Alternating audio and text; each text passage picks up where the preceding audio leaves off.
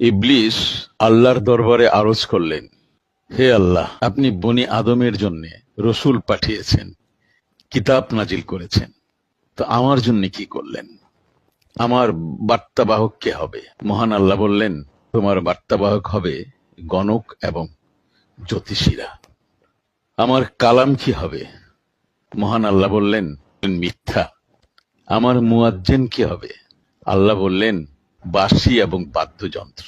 আমার মসজিদ কি? মহান আল্লাহ বললেন, বাজার। আমার গৃহ? মহান আল্লাহ বললেন, হাম্মামখানা, গোসলখানা। ইবলিস বলল, আমার খাবার কি হবে? মহান আল্লাহ বললেন, যে খাবারের উপরে বিসমিল্লাহ পড়া হবে না, যে খাবার খাওয়ার আগে বিসমিল্লাহ পড়া যাবে না, সেটাই তোমার খাবার হবে। ইবলিস বলল, আমার পানি কি হবে? মহান আল্লাহ বললেন,